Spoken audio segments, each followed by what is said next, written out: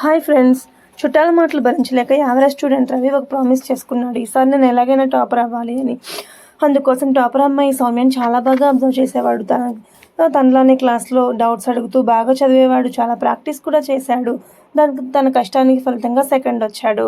ఈసారి సౌమ్య నాకు తెలియకుండా ఏదో సీక్రెట్ చేస్తుంది అని చెప్పి తన సీక్రెట్ తెలుసుకోవాలి అని తనతో ఫ్రెండ్షిప్ చేసేవాడు.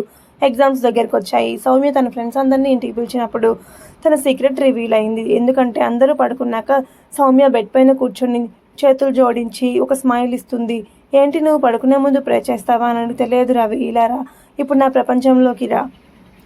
ఇదిగో రిజల్ట్స్ డే, నా పేరు చూసావా, టాపర్గా ఉంది. నేను చాలా హ్యాపీగా ఉన్నాను. మా పేరెంట్స్ చాలా హ్యాపీగా ఉన్నారు. ఇది బాగుంది. ఇలా ఈ డిస్ట్రాక్షన్స్ నిండిన ప్రపంచంలో నేను ప్రతిరోజు నా విజువలైజేషన్తో నా కళల్ని మళ్ళీ మళ్ళీ గుర్తు చేసుకుంటూ నెరవేర్చుకుంటా. అప్పుడు రవి కూడా అలానే చేశాడు. కానీ తన పేరు సెకండ్ వచ్చింది. ఎందుకంటే ఆ పిచ్చోడు ప్రతిరోజు తన పేరు పైన సౌమ్య పేరు ఊహించుకునేవాడు. అమ్మాయిల పిచ్చి భయ్యా, అమ్మాయిల పిచ్చి.